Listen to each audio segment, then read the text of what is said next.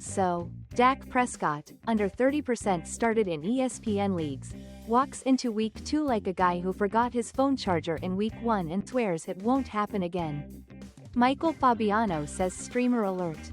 And honestly, versus the Giants? That's the fantasy equivalent of finding Wi-Fi at the airport. Let's talk receipts. Dak averages 20.6 fantasy points in 13 career meetings with the Giants. That's not elite, but it's the kind of steady paycheck you don't tell HR about. It's reliable, non-chaotic, and weirdly comforting. Like reheated pizza you didn't want, but still annihilated. Yes, week 1 against the Eagles was rough.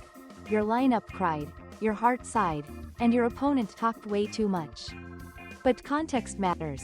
Philly's defense hits like a tax audit. The Giants? Historically, Dak treats them like a friendly neighborhood lemonade stand. Exact change, generous tip. Fabiano's streamer threshold is under 30% started, and Dak's sitting at 29.4%. That's basically fantasy hipster status. Good enough to work, obscure enough to brag about. If you whiffed on a top QB, this is your chance to pretend you totally planned this pivot all along.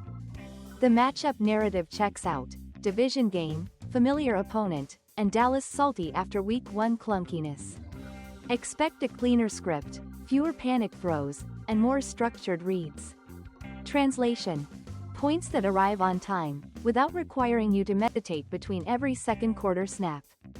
Risk check: if the Cowboys lean run heavy after grabbing a lead, Dak's ceiling might cap. But the floor is comfy, like memory foam for fantasy managers.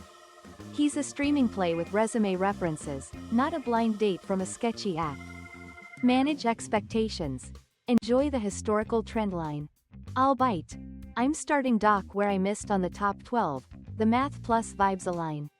You want redemption arcs in fantasy, and this one's priced at a discount.